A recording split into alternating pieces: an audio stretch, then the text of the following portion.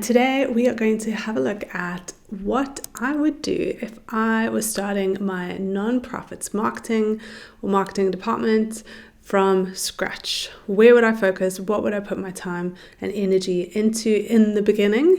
That is what we're going to cover today. So grab your favorite hot beverage. I've got some lovely coffee over here and let's dive in. Picture this. You have just started in your role as maybe the marketing manager, marketing director, or the fundraising manager of a nonprofit, and you realize that your digital marketing department or any kind of your digital marketing presence is a mess, or it's absolutely non-existent. Nothing has really been done. Maybe it's the social media side that is inconsistent, or the nonprofit hasn't been sending out regular emails to supporters and donors, or perhaps what I see time and time again with nonprofits is that your website is completely out of date. But you know that marketing is key for continued support and growing your donor base, but where do you even begin? If that sounds absolutely familiar, you are not alone. Many nonprofits and marketers find themselves in this exact position, either building their marketing from scratch or trying to turn scattered efforts into a solid marketing foundation. That is exactly what we're going to be tackling today. If I were starting my nonprofit's digital marketing from scratch, what are the 5 things that I'd focus on first? Now, these are not just random things that I've decided to choose, but really core pillars of your marketing that will set you up, set a solid foundation for future success. Here's what we're going to cover.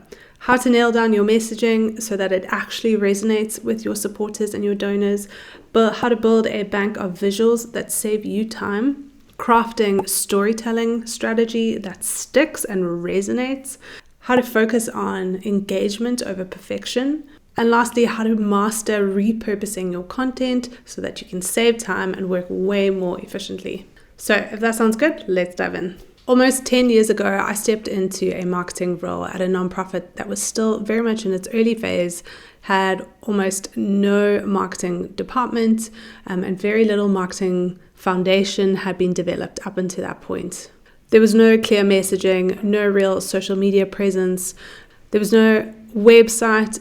There was just a passionate founder and his very, very small team that were doing the best that they could at the time. And that was the starting point, ground zero. So my job then was to build from scratch, to figure out who we are, where we're going, what do, what is the impact of our work, and how are we going to communicate the impact that we're creating to the rest of the world. So over the next few years, I really got to work and refined and really helped to shape that nonprofit's identity to the rest of the world. That looked like refining its messaging, putting out consistent social media content, creating their very first website, designing fundraising campaigns, setting up Google Ads, writing press releases, and so much more. There were so many firsts for this nonprofit that they had never done before. And if I'm honest, I had never done before. I was learning on the job, on the go. And here's what I realized. The challenge is not so much putting the marketing out there. It is making sure that the marketing truly reflects the impact that the nonprofit is having in its community, in its work through its projects, on its beneficiaries. And often that's the exact disconnect that I see between nonprofits and their digital presence. You're doing meaningful, life-changing, incredible work, but often what you put out online doesn't quite truly reflect that amazing impact. And if that's the case, you're not quite able to tell the full picture, the full story to potential donors or potential supporters or big corporate partners or major donors. They're only seeing a very watered down version of who your nonprofit truly is. So once we laid that solid foundation, clear messaging, consistent social media content, emails going out to supporters and donors, the results followed. There was more visibility, stronger donor relationships, and they even started to attract major grants from funders. So that's why these fundamentals matter. It's not about the quick fixes, but about setting your nonprofit up for long-term success. You have an incredible opportunity to shape and mold your nonprofit's identity, the rewards of which they will reap for years and years to come, and can truly help to grow and scale that organization. Okay, so let's chat about how you can create a solid marketing foundation for your nonprofit for long-term success. So if you're starting from scratch, take that as encouragement. Yes, there's a really big job ahead, but it can be transformative.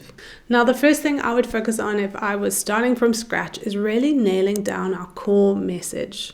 You've got to know exactly what your nonprofit stands for. That key messaging is the core to everything that you do in your marketing department. You'll use it in social media posts, email communication, annual reports. And it's that very core messaging that will also attract donors to say, I want to partner with this organization, I'm all in, here is my money. So take time to figure out what is that core messaging. Who are you? What kind of impact are you making in the world? What kind of transformation are your beneficiaries having from your programs or your projects? What is your mission and why should people care about it? What is in it for them? How, by partnering with you, can they make a difference in the world? When you have that core messaging nailed down, that's going to guide the rest of your storytelling.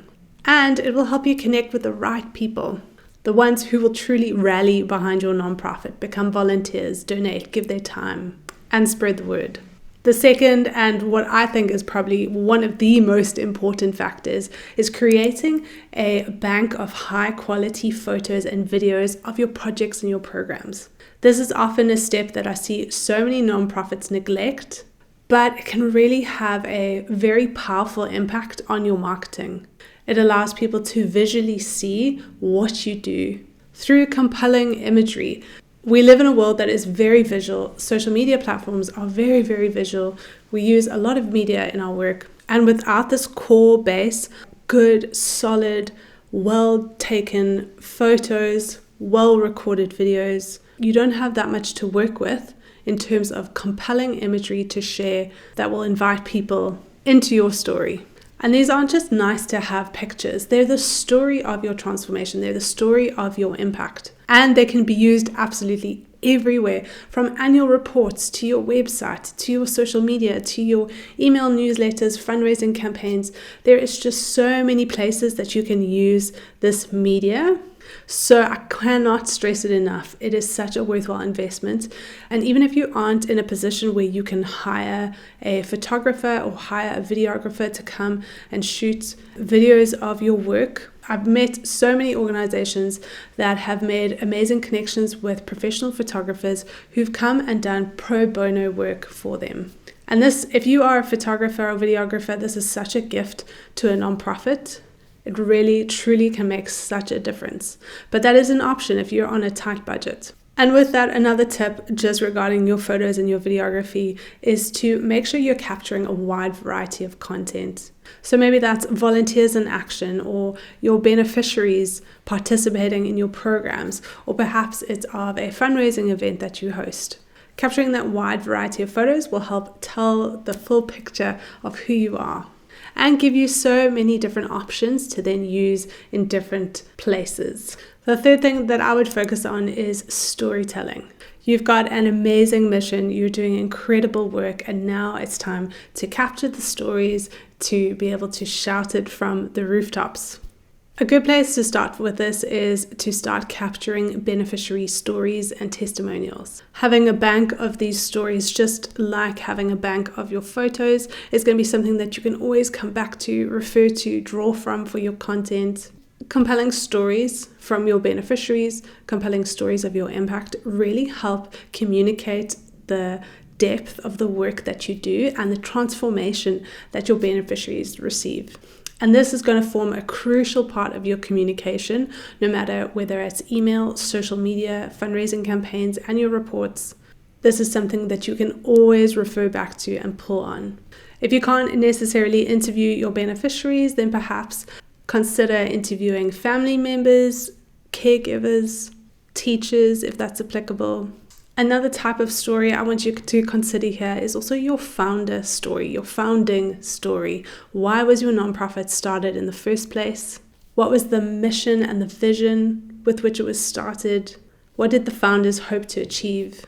If you can sit down with the founder or founders of your nonprofit and interview them, ask them those questions, you'll be amazed at the compelling story, the conviction, the heart that will pour out of them. And that can be an incredible base for you to use for future stories, for future storytelling. And really, people want to hear the heart behind your organization, not necessarily just the facts and the figures. And once you can develop a consistent story, consistent library of stories, the more that message begins to stick with those that are engaging with your content, reading your posts, and can then motivate them to take action, become a supporter, become a volunteer, and get involved in your organization. The fourth thing that I would do would be to focus on engagement, not perfection. I know oftentimes we can get so caught up on, is this content perfect? Is this thing communicating what we want it to? And we can overthink and obsess far too much, spend way too much time on small pieces of the marketing puzzle. So my encouragement to you is, instead of obsessing about flawless content, beautiful pictures, well-designed graphics, rather to focus on how you can start sparking conversations with your current supporters and with potential new supporters. And the more you engage with your supporters, the stronger that relationship will be. And you'll start to build a tribe of people that fully support and back your nonprofit, that are willing to jump in, get involved, get their hands dirty, donate when they need to, campaign when they need to, and really rally around your cause. The fifth thing that I would do would be to repurpose like a pro. Now, I know in the beginning you are resource strapped. You don't have so much time. You are managing and building everything from scratch. And repurposing is going to be your best friend. You want to be putting out content, but the time it takes to create that content, you're going to have to work a lot smarter, which is where repurposing comes in. So take any blog post that you create, or news articles or press releases, or even social media content, emails, whatever it might be, repurpose that content. If you shared a project update, for example, on social media, incorporate that in some way, expand upon it even in an email newsletter. If you captured a testimonial for your annual report, why not pull that into your social media content? Share your impact stats on social media or email or in your annual report. You've already put in the effort once to create the piece of content. Now make that content work for you on multiple channels. This way you save time and you keep your supporters engaged across the board. Okay, that is it. I hope this has been really helpful. If you have found it helpful, please do leave a review on wherever you are watching or listening to this. It really helps us get these videos, this podcast out to more nonprofits and to more marketers. And until our next episode, keep doing the most incredible work that you're doing, and I'll see you soon.